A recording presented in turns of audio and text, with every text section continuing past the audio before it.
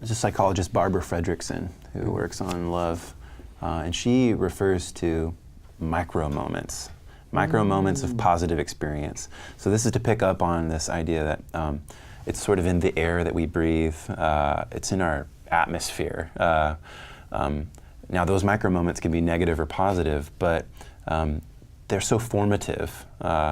And these community elements, just about day in, day out, every day, those things shape us. Mm-hmm. And I think that says a lot about who and what we are. We arrive in this world looking for love. A friend of mine, psychologist Todd Hall, says we're loved into loving. We need experiences of being loved in order to shape a kind of loving character. But that's what I want to ask each of you about, is what practices, whether these are the practices of parents towards children, the practices of neighbors towards neighbors, the practices of your own practices towards one's enemies. How do we think about these micro moments or these habits or practices forming a more loving character in us? Thinking about what we do from moment to moment. How can we shape a more loving character?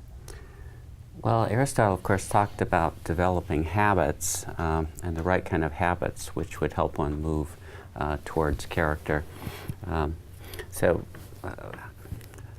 I think I'm in a funny position. I'm very rational. Part of love is emotional. My mother was better at loving than I am. My father was. My wife is. And one of the things my wife stresses, or she likes kind of, putting money in the plate. She likes going to the soup kitchen and actually giving people food. These practical, hands-on things.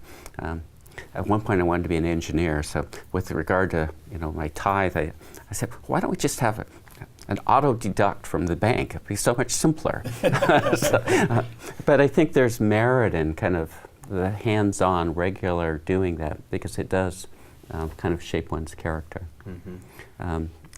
The author Jonathan Haidt tells a story about, it's fictitious, but imagine that your son's going in for surgery, and there are two nurses taking care of him. Both are technically competent.